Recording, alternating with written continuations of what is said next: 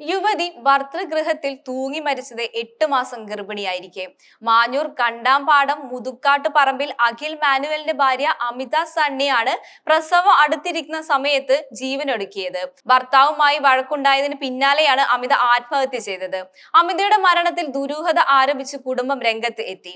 ഞായറാഴ്ച രാത്രി 10:30-ഓടെ കുറുപ്പന്തറ കണ്ടാറ്റുംപാടത്തിൽ വീട്ടിൽ മുകൾ നിലയിൽ കിടപ്പുമുറിയിൽ ഫാനിലാണ് അമിത തൂങ്ങി മരിച്ച നിലയിൽ കണ്ടെത്തിയത്. ഈ സമയത്ത് ഭർത്താവ് അഖിൽ വീട്ടിലുണ്ടായിരുന്നില്ല. അമിതയുടെ മാതാപിതാക്കളുടെ പരാതിയിൽ പോലീസ് കേസെടുത്തിട്ടുണ്ട്.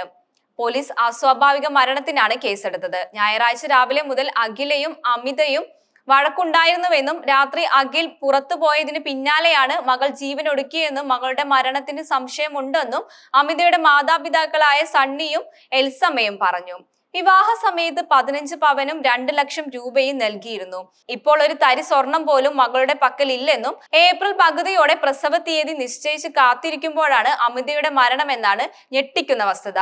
കടപ്ലാമറ്റത്തെ സ്വന്തം വീട്ടിലുള്ള അമ്മ എൽസമ്മയെ ഫോണിൽ വിളിച്ച് താൻ ജീവനൊടുക്കുകയാണെന്നും കുട്ടികളെ സംരക്ഷിക്കണമെന്നും പറഞ്ഞതിനു ശേഷമാണ് അമിത ജീവനൊടുക്കിയെന്ന് പോലീസ് പറഞ്ഞു.